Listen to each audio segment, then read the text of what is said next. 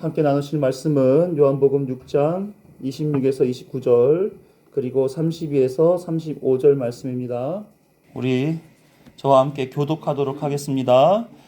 예수께서 대답하여 이르시되 내가 진실로 진실로 너희에게 이르노니 너희가 나를 찾는 것은 표적을 본 까닭이 아니요 떡을 먹고 배부른 까닭이로다. 양식을 위하여 일하지 말고 영생하도록 있는 양식을 위하여 하라.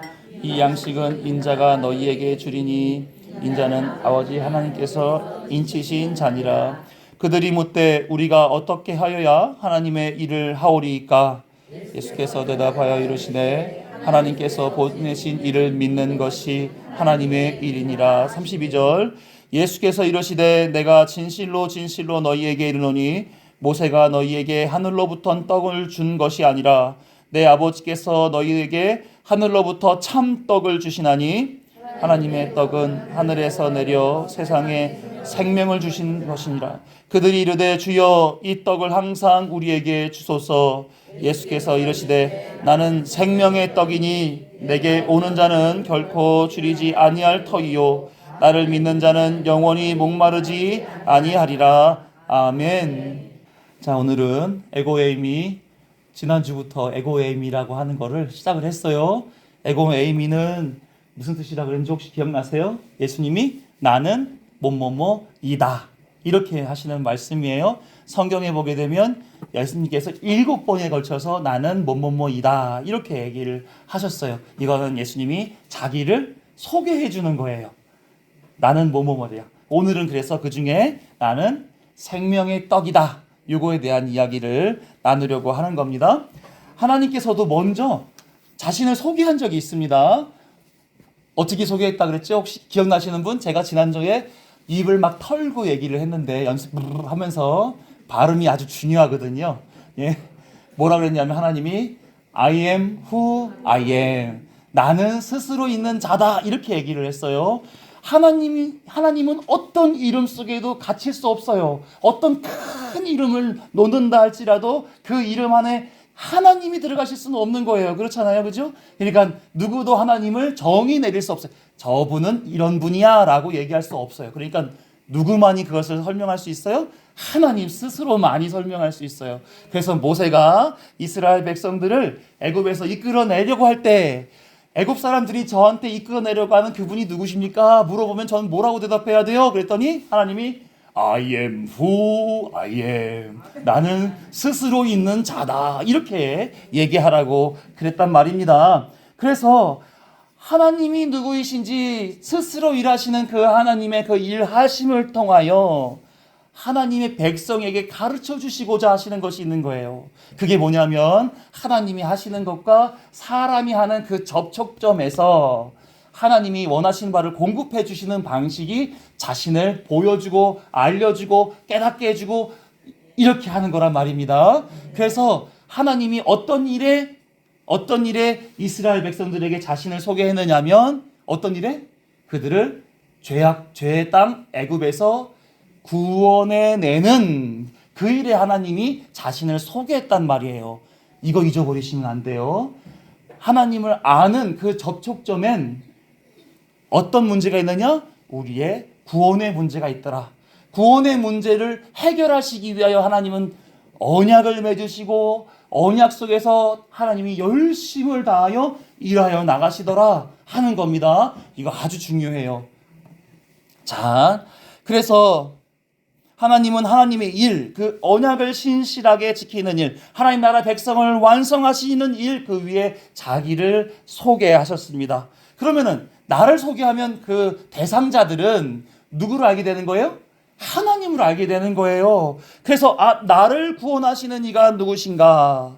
삶에서 배우고 경험하면서 하나님께서는 나를 향해 나를 구원하시기 위해 이러한 일을 하시는구나. 이게 하나님이 나를 향한 사랑이로구나. 이걸 알 수가 있단 말이죠. 그러니까 아는 것과 믿는 일에 우뚝 서게 확실하게 서도록 하는 일에 하나님이 자신을 소개하면서 일을 하시더라라고 하는 겁니다. 왜 그랬을까요? 요한복음 17장 3절에 보게 되면 이렇게 기록하고 있습니다. 같이 읽습니다. 영생은 곧 유일하심 참 하나님과 그가 보내신 자 예수 그리스도를 아는 것이다. 아는 것. 알아야 되는 거예요. 영생, 이 구원의 영원히 사는 문제가 해결되는 방법은 참 하나님을 아는 것. 그가 보내신 예수 그리스도를 아는 것. 아는 것에서 영생이 이루어진다라고 하는 겁니다. 그래서 하나님께서는 자신을 알게 하시는 거예요. 그러니까 하나님의 시간을 뭐라 그랬죠? 혹시 아세요? 뭐라 그랬죠? 카이로스. 아유, 참 아실만도 한데 참말로. 네? 하나님의 시간, 카이로스의 그 시간이 우리 인생의 시간 뭐요? 누구셨어요? 누구셨어요? 누구? 칭찬. 더블로 드려야지. 누구? 크로노스. 우리의 역사, 우리의 시간 안에 하나님이 들어오시는 거예요. 그러면서 하나님이 노출하시는 거죠. 당신을 보여주고 계신 거예요. 그래서 성경 곳곳에 보게 되면 하나님의 백성들에게 자신을 알리는 일들이 반복적으로 계속 나오게 됩니다. 대표적인 일이 뭐냐면 욥기 이야기라고 저는 생각을 해요. 하나님께서 욥기 1장 1절과 3절에 보게 되면 욥기를 이렇게 설명합니다. 율법의 기준에 온전하고 정직하고 하나님을 경외하고 악을 떠난 사람, 동방 사람들 중에 가장 훌륭한 자, up등가는 부자, 이렇게 하나님은 욥을 소개하고 계세요. 욥이 율법이 얼마나 철저한지, 마치 결벽증이 있는 사람인 것처럼 그의 아들들이 잔치를 벌이잖아요. 그러면은 이 아버지 욥은 몇 명 왔는지 세는 거예요. 그래서 그 다음 날이 되면 온 사람 숫자만큼 번제를 드렸어요. 여러분들 번제 쉬울 것 같으세요? 어려울 것 같으세요? 어렵죠. 왜 어려울까요? 왜 어려워요? 10명의 자식들이 있잖아요. 한 사람당 5명씩 데리고 왔어요. 그럼 50명에 지들까지 해서 60명. 그럼 60마리 뭘 잡아야 돼요? 양을 잡든지 소를 잡든지. 그러면 그날은 완전히 집안 쑥대밭이 되는 거예요. 피로. 한 사람 잡아서 각떠서 태워서 보내고 또 한 사람 각떠서. 얼마나 철저하게 율법을 잘 지켰는지 하나님이 인정하는 그런 율법주의자였던 것이에요. 그러니까 이 욥의 생각은 뭐였냐면 하나님 앞에 범죄하는 자로 있으면 안 돼. 하나님 앞에 우리는 늘 그 순종하는 사람으로, 율법을 지키는 사람으로 서야 돼. 이런 결벽증이 있는 것과 같이 그런 철저하게 지켰습니다. 하나님이 사단에게 그 욥을 소개하고 있는 거예요. 그랬더니 사단이 뭐라 그럽니까? 아유, 하나님, 까닭 없이 욥이 하나님을 그렇게 경외할 수 있겠습니까? 하나님께서 그의 땅에게 소유가 넘치도록 부어주셨기 때문에 혹시나 하나님께서 하나님께서 그렇게 주셨기 때문에 하나님 경험한 것 아닙니까? 그거를 빼앗으면 그는 하나님을 경외하지 않을 것입니다. 이렇게 얘기하는 거예요. 그러니까 하나님이 사단에게 그러면 네가 알아서 해봐. 그의 소유를 너에게 다 맡길 테니까 알아서 해. 다만 그의 몸에는 손을 대지 마. 그러자 사단이 그의 소유를 어이없이 다 잃게 만들어 버립니다.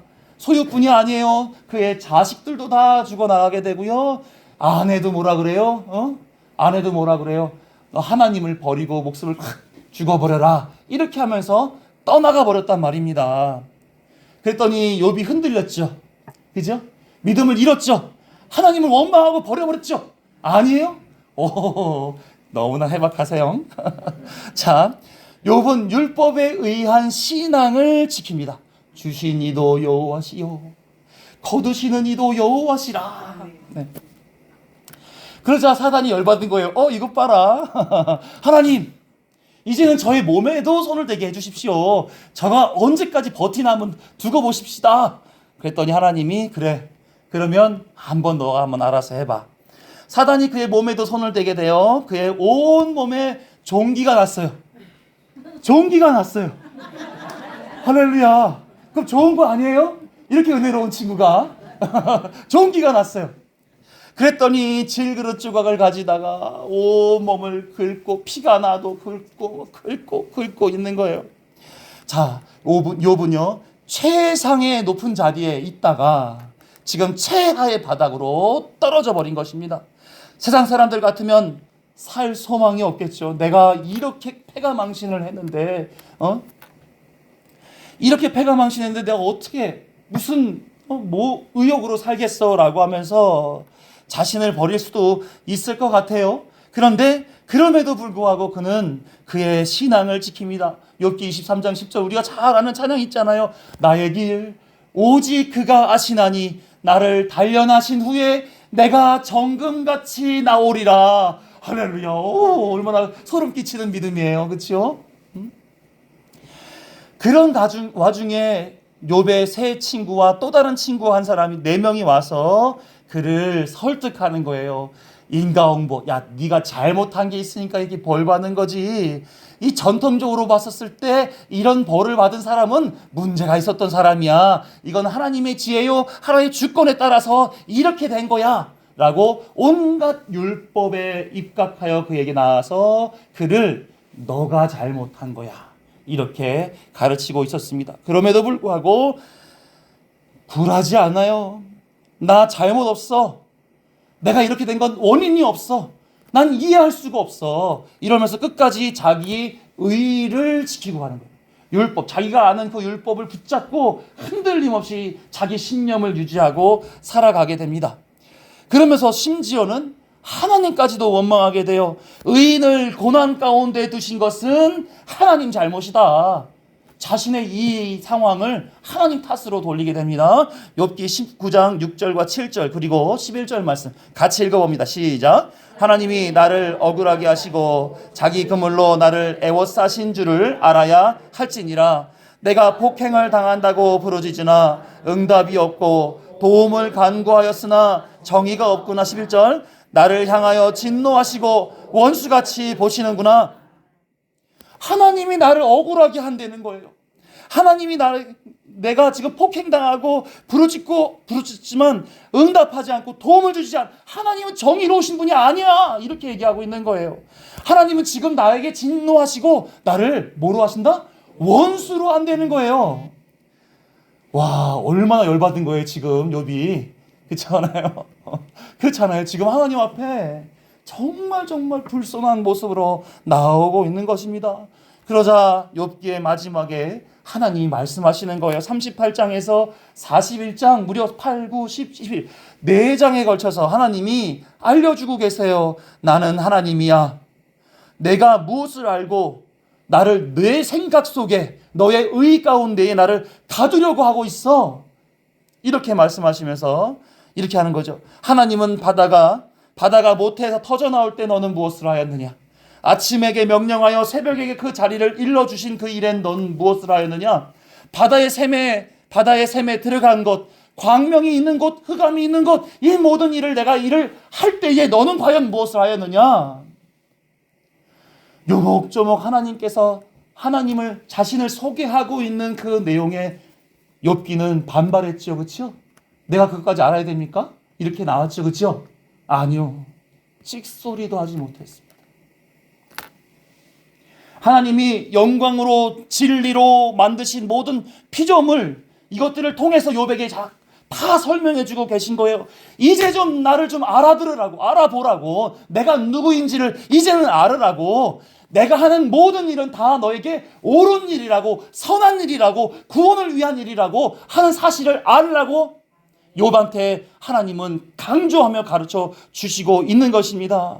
율법주의에 머물러 자신의 신앙으로 하나님께까지 항변하였던 그 신앙 이제는 깎아버리시고 정신 차리고 알아들으라고 이렇게 말씀하시고 계신 거예요. 그랬더니 욥의 답변이 이렇습니다. 욥기 42장 5, 6절 말씀 시작. 내가 주께 대하여 귀로 듣기만 하였사오나 이제는 눈으로 주를 배웠나이다. 그러므로 내가 스스로 거두어드리고 티끌과 죄 가운데에서 회개하나이다. 지금까지는 율법이 뭐예요? 모세의 율법이잖아요. 구전으로 들리잖아요. 다 말로만 들었어요. 지금까지. 그랬더니 이제 보니까 태양, 바다, 해, 바람, 나무 모든 이 피조 세계가 다 주의 영광을 담고 있고 주의 진리를 다 담고 있는 거예요. 그러니까 이제는 귀로만 듣던 게 뭘로 봐요? 눈으로도 다 확인하는 거예요. 눈으로도 다 확인하는 겁니다. 모든 시간과 피조물과 상황 등 모든 것이 하나님께서 자기의 율법주의, 이기심과 교만, 소위 하나님처럼 되고자 하는 사람의 그 죄됨을 깨뜨리고 이제는 하나님이 누구신지를 알려주며 너는 나와 함께 내가 이끌어가는 구원의 길을 함께 가자, 이렇게 하시면서 소개하고 있는 줄로 믿습니다. 사랑하는 성도 여러분, 이 모든 세계가 하나님의 말씀으로 이루어진 줄 믿으십니까? 하나님의 말씀으로 이루어졌다는 얘기는 하나님의 영광이 담겨 있단 말이고 그 안엔 진리가 담겨 있단 말입니다. 진짜 인정이 되세요? 그럼 옆에 분한테 얘기해 주세요. 저는 인정이 되거든요. 댁은 어떠세요? 물어보세요. 저는 인정, 왜 안 물어보세요? 저는 인정이 되거든요. 댁은 어떠세요? 권사님은 어떠세요? 네? 네. 호세아 4장 1절 6절을 보게 되면 안 읽습니다. 띄워드릴 거예요. 빨간 글씨형 보세요. 하나님을 아는 지식도 없고 내 백성이 지식이 없으므로 망하는도다. 이스라엘이 멸망할 때에 호세아가 한 말입니다. 6장 3절 말씀. 그래서 우리가 여호와를 알자, 힘써 여호와를 알자, 이거 외에는 방법이 없다는 사실을 호세아는 계속해서 강조하고 있는 거예요. 이사야 1장 3절을 볼 때도 마찬가지입니다. 이스라엘은 알지 못하고 나의 백성은 깨닫지 못하는도다 하셨도다. 멸망 가운데 치달아가니까 이사야가 애가 타가지고 아이고 알지 못해, 깨닫지 못해. 이사야 43장 10절 말씀 함께 읽습니다. 시작. 나 여호와가 말하노라. 너희는 나의 증인 나의 종으로 택함을 입었나니 이는 너희가 나를 알고 믿으며 내가 그인 줄 깨닫게 하려 함이라.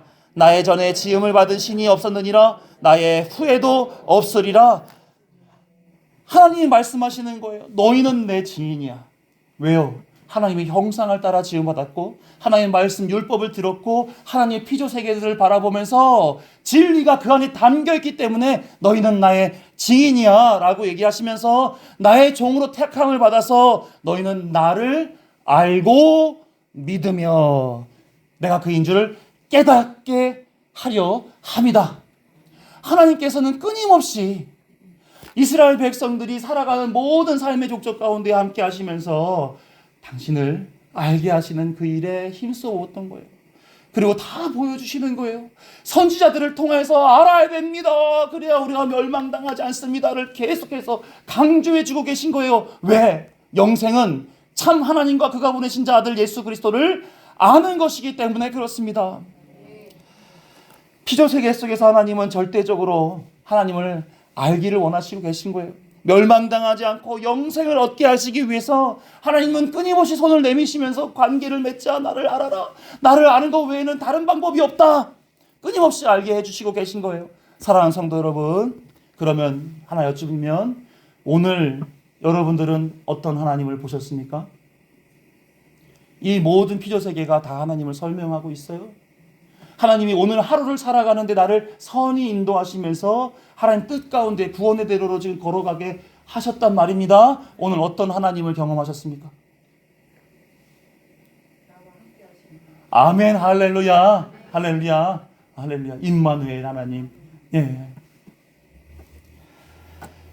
로마서 1장 20절 말씀 같이 읽습니다. 창세로부터 그의 보이지 아니한 것들 곧 그의 영원하신 능력과 신성이 그가 만드신 만물에 분명히 보여 알려졌나니 그러므로 그들이 핑계하지 못할지니라. 이 모든 세상은 하나님의 능력과 신성이 담겨져 있어요.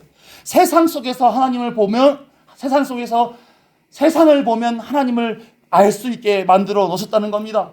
그래서 아침과 저녁이 있는 것, 해가 뜨고 지는 것, 바람이 부는 것, 비가 오고 눈이 오는 것, 결혼하고 출산하고 늙어가는 것조차도 다 하나님이 그 각각의 피조물들에게 두신 진리가 그 안에서 설명해 주고 있는 거예요.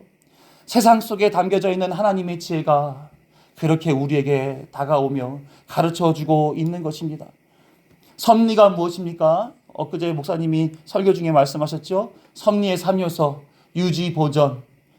내가 잘난 척 하려고 했는데 유지, 보전, 협력, 통치, 이렇게 세 가지입니다. 그런데 그 중에 협력이 뭐냐면 같이 읽어볼까요? 협력 시작. 하나님의 일, 구원하는 일에 모든 시간, 장소, 피조물들을 사용하신다는 거예요. 이 모든 것들이 협력하여서 선을 이룬단 말입니다.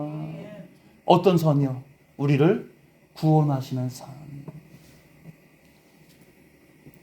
꼭 기억하시기 바랍니다. 하나님이 말씀으로 창조하신 이 모든 피조물들은 다 진리를 담고 있다. 그 진리로 하나님은 당신의 백성을 저들의 죄에서 구원하시고자 하신다라는 사실을 기억하시기를 바랍니다. 네, 별로 기억하고 싶지 않으세요? 갑자기 확? 예, 그와 같은 이야기가 우리가 이제 주제로 나누고자 하는 예수님이 자기 소개하셨던 에고 에이미. 아휴, 너무 어려운 I am who I am도 힘든데 에고 에이미까지 죄송합니다만 나는 뭐뭐뭐이다라고 자신을 소개해줬던 그 얘기를 한번 해보라고 하는 겁니다. 오늘은 첫 번째로 나는 생명의 떡이다. 떡이다. 함께 읽은 본문 앞에는 무슨 사건이 있었냐면요. 소위 오병이어의 사건이 있었습니다. 오병이어의 사건 잘 아시죠? 그렇죠? 어린아이가 오병이어 5개의 떡과 물고기 2마리를 예수님께 그랬더니 축사하셨더니 몇 명이 먹었어요? 5,000명이 먹고 얼마가 남았어요? 12강줄이. 그러니까 이 말씀의 교훈은 우리도 이 아이처럼 예수님 앞에 좋은 것을 조그맣지만 드리면 예수님이 뻥튀기를 해주셔가지고 많은 사람들한테 먹인다. 이 아이의 믿음을 우리는 닮자. 이게 이 말씀의 핵심 요지죠. 그렇죠? 이렇게 물어보면 불안에 떱니다. 그죠? 자, 오병이어의 표적을 보여주신 것은 예수님이 하나님이심을 알게 하시기 위한 사건인 것입니다. 하나님과 함께하는 이들에게는 먹고 남음이 있음, 특히 12강주리가 남았잖아요. 이건 하나님의 나라의 풍족함을 설명하는 겁니다. 다 먹었음에도 불구하고 풍족히 남았다.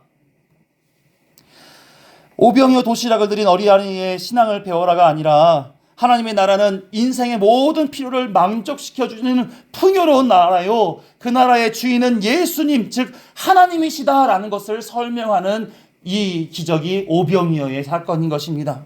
그러자 사람들이 마치 예수님이 보여주신 그 나라를 사모하는 듯이 예수님을 쫓게 되는 거예요. 진짜 예수님이 정말 하나님이시다는 것을 알고 따르는 겁니까? 아니면 다른 이유가 있는 것입니까? 모르세요? 우리 같이 본문 들겠는데. 자, 그들은 알죠. 내가 예수님을 왜 따르는지. 예수님 또한 압니다. 왜요? 예수님은 그의 중심을 보시니까. 26절 말씀 같이 읽어봅니다. 시작. 예수께서 대답하여 이르시되 내가 진실로 진실로 너희에게 이르노니 너희가 나를 찾은 것은 진실로 진실로 진리로 진리로 이건 틀림이 없다는 말씀이죠. 진리로 진리로 너에게 말하노니 내가 보여준 표적을 보아서 너희가 나를 따르는 것이 아니야. 너희는 너의 떡을 먹고 배부른 까닭에 나를 따르는 것이다. 이렇게 예수님이 말씀하시는 겁니다. 사람들은 뭘 원했던 거예요? 예수님을 원했던 거예요? 예수님 떡을 원했던 겁니까? 떡을 원했던 거예요. 예수님의 구원의 일은 오병이어를 통해서 그것을 알리는 거예요. 내가 하나님이야. 우리나라에는 이런 것에 문제가 없어. 풍족해 누리고 나눔이 있는 곳이야. 이거를 보여주시려고 하는데 사람들의 목적은 뭡니까?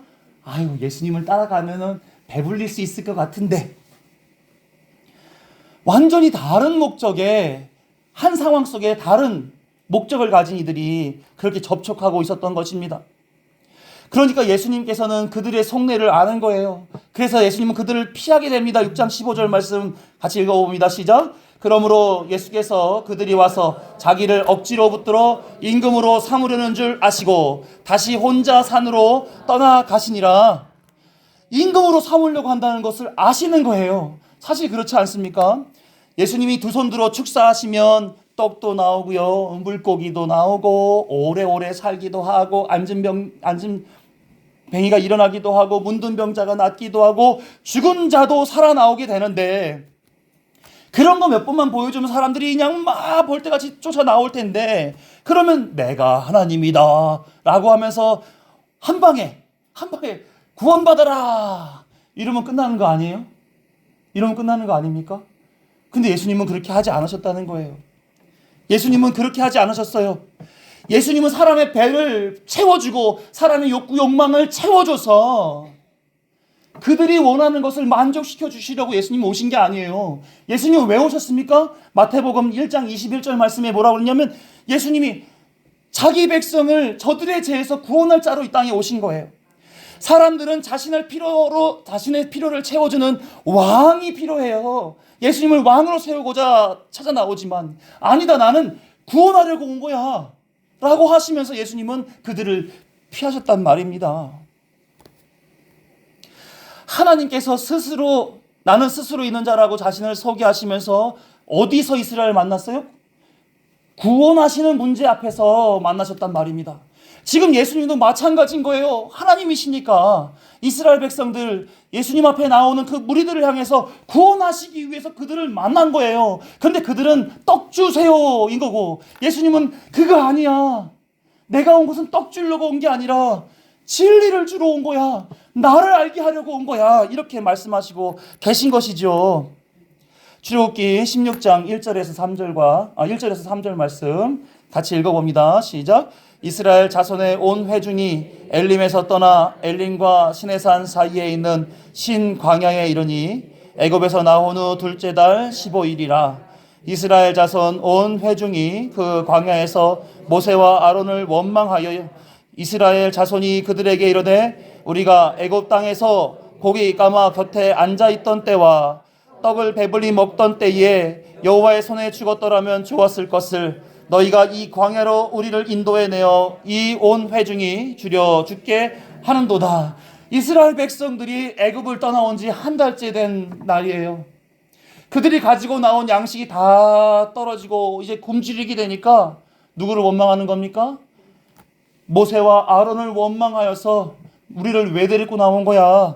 고기 까마귀 곁에 있을 때 우리 고기 주워 먹을 수 있었어. 떡을 배불리 먹을 때도 있었어. 이게 무슨 고기요 무슨 떡인지 압니까? 우상에게 제물로 바친 떡이요 고기였던 거예요.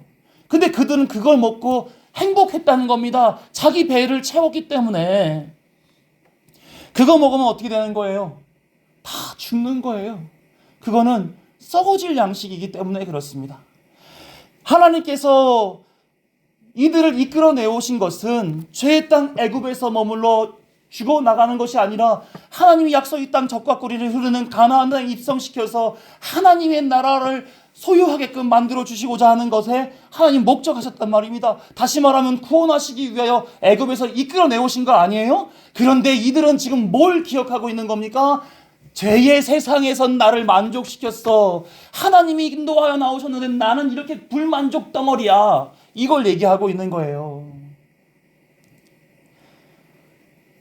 그들이 벽돌 만드는 동안에 얼마나 힘들다라고 호소했습니까? 하나님이 그 목소리를 들었죠. 이스라엘 백성들이 불쌍해가지고 이끌어내오신 겁니까? 아니요. 그들이 불쌍해서 이끌어내온 게 아니라 언약을 기억하셨어요. 아브라함과 맺은 언약, 이삭과 야곱과 맺은 언약 때문에 내가 이들의 하나님이 되고 이들은 내 백성이 될 것이다 라고 하는 그 언약의 신실하게 지켜나가시기 위해서 이들을 이끌어내오신 거란 말입니다. 그러니까 하나님은 이들에게 끊임없이 모든 세상을 통해서 교훈하시고 계신 거예요. 내가 너희의 하나님이고 너희는 내 백성이 될 거야. 나는 너희를 구원하려고 한 이 하나님의 여호와 하나님이시다라고 하는 사실을 알게 하려고 이끌어 나오신 것입니다. 그러면서 책임지시는 거예요. 그래서 아침엔 뭐 줬어요? 아침에 뭐 줬어요? 만나를 줬어요. 저녁에는 뭐 줬어요? 메추라기를 줬어요. 아침에는 밥 먹고 저녁에는 스테이크 먹고, 예? 그래서 두루두루 살찌게 하려고 하나님이 골고루 주셨어요. 출애굽기 16장 12절 말씀 시작. 내가 이스라엘 자손의 원망함을 들었노라.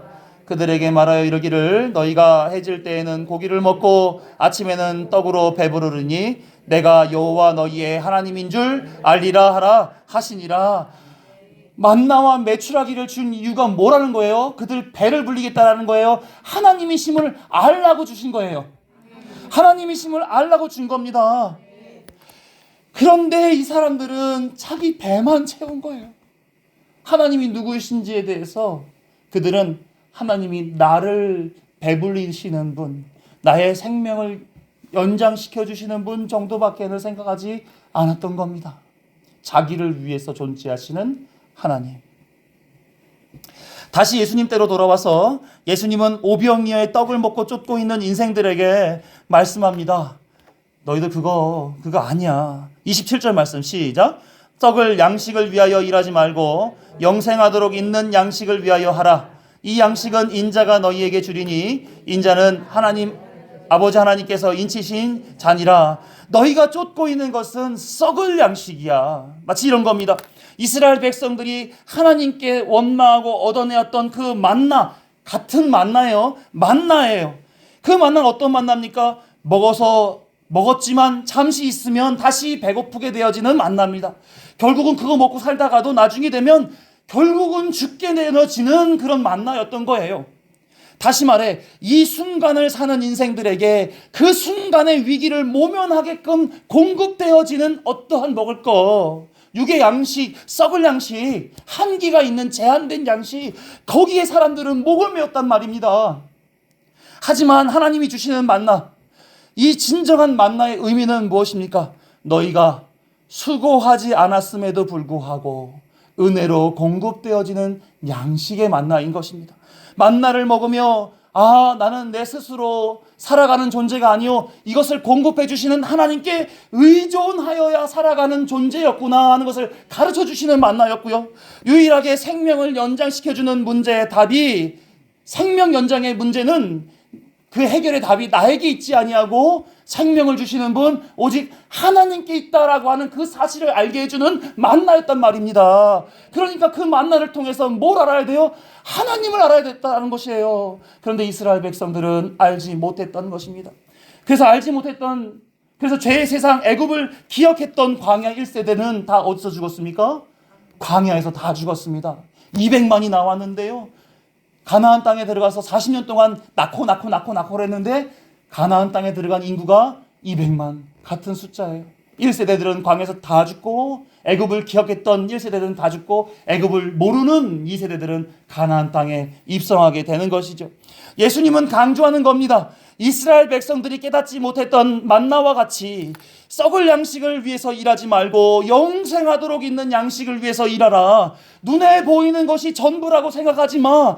하나님은 눈에 보이는 것, 이것을 통해 그 안에 진리, 구원, 하나님 나라를 담고 알게 해주고 있는 것이다 라고 얘기하는 거예요. 그러면서 그들이 묻습니다. 28절. 그들이 묻되 우리가 어찌하여야 하나님의 일을 하오리까? 그러자 예수님 말씀하시죠. 29절 시작. 예수께서 대답하여 이르시되 하나님께서 보내신 일을 믿는 것이 하나님의 일이니라. 하나님의 일이 뭐라고요? 예수님을 믿는 거. 하나님은 지금 일하시는 거예요. 뭐 하라고요? 예수님 믿으라고. 그러니까 오병이어의 기적이 뭐였습니까? 예수님이 하나님이신 것을 나타내주는 표적이었다는 것입니다. 그러면 오병이어의 5개 보리떡과 물고기 2마리를 먹고 배불러서 배부르다, 예수님은 밥 주는 분 하고 쫓아다닐 게 아니라 예수님은 누구다? 하나님이시다라는 사실을 알아야 되는 것이었던 거예요. 오늘 보면 32절 말씀, 30에서 35절 말씀 같이 다시 한번 읽어보도록 합니다. 시작. 예수께서 이러시되 내가 진실로 진실로 너희에게 이르노니 모세가 너희에게 하늘로부터 떡을 준 것이 아니라 내 아버지께서 너희에게 하늘로부터 참떡을 주시나니 하나님의 떡은 하늘에서 내려 세상에 생명을 주는 것이니라. 그들이 이르되 주여 이 떡을 항상 우리에게 주소서. 예수께서 이르시되 나는 생명의 떡이니 내게 오는 자는 결코 줄이지 아니할 터이요 나를 믿는 자는 영원히 목마르지 아니하리라. 아멘. 하나님께서 만나를 먹이시고 하나님이심을 알게 하려 했던 것처럼 예수님은 오병이어의 기적을 보이시고 내가 하늘로부터 내려온 생명의 떡이야. 나로 말미암아 나에게 오는 자들에게는 결코 줄이지 아니하고 나에게 오는 자들에게는 영원히 목마르지 아니할 거야. 이것을 지금 예수님이 알려주시고 계신 거예요. 사랑하는 성도 여러분, 여러분들 신앙생활 하시는 목적이 신앙생활을 하시는 가운데서 여러분들이 삶에 어렵고 힘들고 공고하니 나를 위로하시고 나를 평안케 하시고 나를 만족시키시는 그 하나님을 만나시려고 신앙생활을 하시는 겁니까? 아니면 하나님께서 나를 구원하심에 잠시 잠깐 이런 어려움에도 저런 어려움에도 놓여질 수 있으나 나는 하나님께 메인바된 자로서 사시려고 신앙생활을 하시는 겁니까? 이거 너무너무 중요한 문제예요. 잠시 있다 또 한번 얘기할 겁니다. 아픈 자리는 2번 찔러드려야 되죠. 자, 예수님이 공생애를 시작하셨을 때 40일간 금식하셨습니다. 40은 사람 인생 전체를 상징하는 숫자지요. 누구나 지금 40을 사시고 계신 거예요. 예수님은 사람을 대표하시기 위해서 육신을 입고 오셨지요. 그리고 40일간 그 인생을 금식으로 살아내신 겁니다. 그리고 나선 성령이 그를 이끌어 누구에게로 데려갑니까? 누구에게 이끌어 가요? 사단에게 이끌어 가요. 사단에게. 그리고 3가지 시험을 받게 합니다. 그 중에 첫 번째 시험이 뭐인 거예요?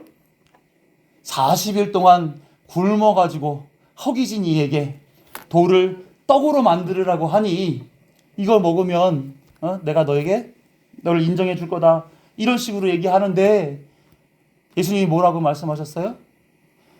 마태복음 4장 3절 4절 시작. 시험하는 자가 예수께 나와 이르되 내가 만일 하나님의 아들이거든 명하여 이 돌들로 떡덩이가 되게 하라.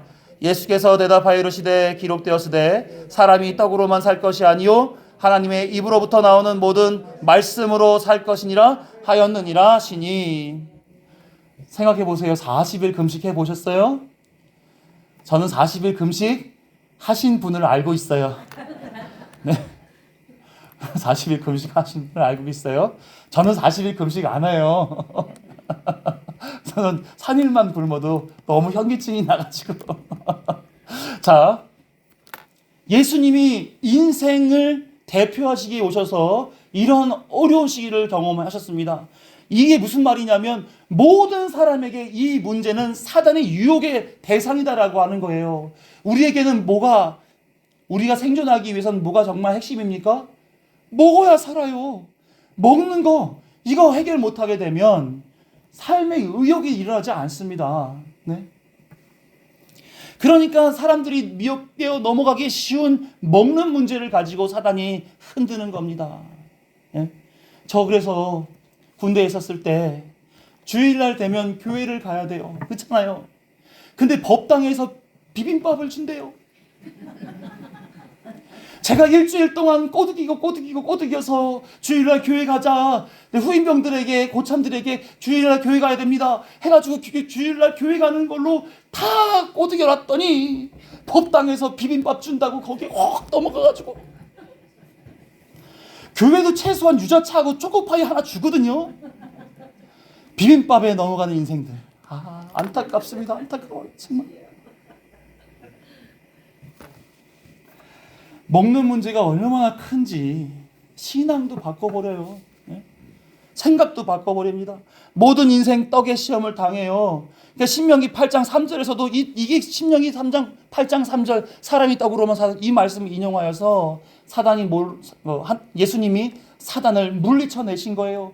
인생들에겐 똑같이 그런 경험이 생긴단 말입니다. 그러니까 우리도 뭘 알아야 되는 거예요? 사람이 떡으로만 살 것이 아니요 오직 여호와의 입에서 나오는 모든 뭐로? 말씀으로 사는 줄 알고 사단이 먹는 것, 내 욕구, 욕망을 충족시키라고 자꾸 우리를 부추겼었을 때 아니야.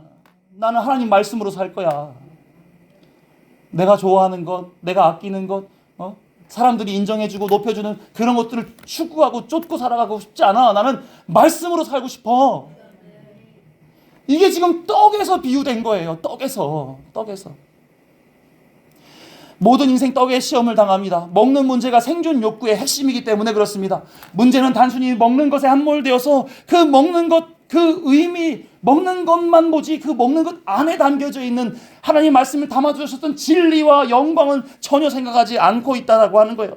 만나를 먹은 이스라엘 백성에게 나는 너희를 애굽 땅에서 이끌어낸 너희의 여호와 하나님이다 라는 사실을 엄청나게 수없이 반복해서 알려줬습니다. 마찬가지로 예수님께서는 썩을 양식을 위하여 일하지 말고 영생하도록 있는 양식을 위하여 일하라. 하나님 일은 그가 보내신 자 나를 믿는 것이다. 내가 생명의 떡이다. 내게 오는 자는 결코 줄이지 아니할 것이요 나를 믿는 자는 영원히 목마르지 아니하다 라고 말씀하시면서 세상에 보이는 것들에 마음 빼앗기지 말고 그 안에 담겨져 있는 하나님을 보시라, 예수님을 보라고 지금 성경은 강조하고 있는 줄로 믿습니다. 사랑하는 성도 여러분, 만나는 먹고 배부르라고 준 것이 아니었습니다. 오병이어도 마찬가지로 먹고 배부르라고 주신 것이 아니라 그것을 공급하시는 하나님과 예수님을 알라고 주신 것입니다. 영생은 뭐라고요? 참 하나님과 그가 보내신 자 예수 그리스도를 아는 것이다. 알게 하시기 위하여, 영생 주시기 위하여, 구원하시기 위하여 그렇게 하나님은 자신을 알게 하고 계신 거예요. 사랑하는 성도 여러분, 여러분 어떻습니까? 여기 중요한 자리니까 물 한 모금 마시고.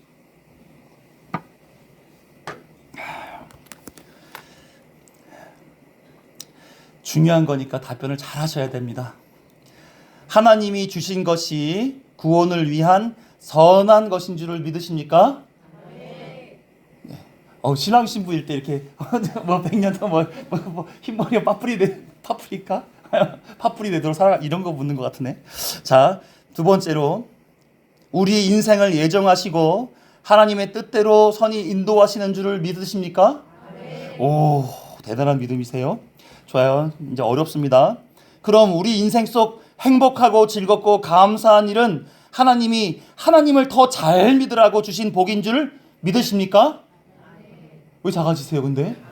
좋은 건데? 거꾸로요. 반면에 우리가 겪는 고난들, 육신의 질고, 가난, 외로움, 허무함, 실패, 세상 속에서 겪고 싶지 아니한 것들, 이것도 선하신 하나님께서 우리에게 구원을 향해 끌어나가시기 위하여 복으로 주신 것임을 믿으십니까? 네, 세 분 아멘 안 하셨는데 괜찮습니다. 그럴 수도 있지요. 네, 괜찮습니다. 우리가 좋아하는 것만 하나님 복이라고 생각해요. 그러니까 우리는 선택적이에요. 하나님 건강 주세요. 하나님 돈 주세요. 우리 자식들 믿게 해주세요. 출세하게 해주세요. 이번 시험 합격해서 임용되게 해주세요. 내가 좋아하는 것들만 골고루. 그런데 그것만 하나님이 인도하심이 아니라는 거예요. 내가 지금 사업이 힘듭니다. 내 자녀들이 시험 때문에 어렵습니다. 내가 지금 건강을 많이 잃었습니다. 그럼 거기에는 하나님의 은혜가 없습니까? 하나님의 뜻이 없어요? 왜 그 병, 그 시험, 그 사업, 그 물질, 그것만 바라보고 하나님 앞에 채워주세요. 넘치게 부어주세요. 낫게 해주세요. 그것만 왜 찾아다니시는지는 모르겠어요. 그 속에 계신 하나님의 뜻이 무엇입니까? 그것을 통해서 하나님이 일하심이 어떠한 의미입니까? 나에게는 이 고통이 왜 주어지게 된 것입니까? 제가 아까 전에 기도하면서 이 말씀을 생각하면서 제 기도가 어떤지를 잠깐 생각을 해봤어요. 요즘 제가 건강 때문에 좀 문제가 있습니다. 네, 심장에 문제가 좀 왔어요. 쉬라고. 그래서 이번 한 주간 새벽 예배를 안 나오고 아침에 푹 잤어요. 얼마나 좋은지. 얼마나 좋은지. 그냥 새벽 예배를 안 나오고 자니까 그냥 너무너무 좋은 거예요.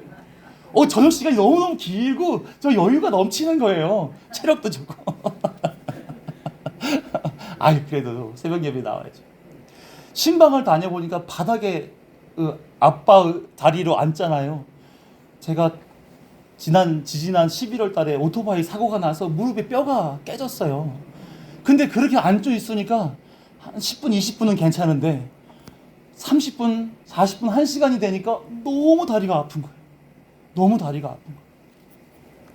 그런데다가 목도 매주마다 쉬지, 또 눈도 요즘은요, 진짜 제가 어른들한테 해서 이런 말 하기도 뭐하지만 제 눈이 제 눈 같지가 않은 때가 많아요. 마음대로 어디 하나 이제 보니까 저도 이런데 우리 어른들은 얼마나 힘드실까 하는 생각이 들면서 제가 기도하는 걸 생각해 보니까 저 안 아프게 해주세요. 왜냐? 처자식이 있어요. 우리 집에 눈이 반짝반짝한 아이들 넷이나 있어요. 하나님, 심장이 막 뛰면서 현기증이 나고 하늘이 하얘지는데 먼저 처자식부터 생각이 나는 거예요. 가면 안 되는데. 아니, 가면 천국인데? 가야 되나? 아니면 안 가? 우리 자식들이 있는데? 그렇게 표피적인 신앙생활 속에서 우리는 너무 익숙해져 있는 거예요. 내가 힘들고 내가 어렵고 내가 외롭고 눈물 짓고 괴로우니까 이 문제만 바라보고 있는 거예요. 그 안에 담겨져 있는 하나님의 뜻엔 관심이 없어요.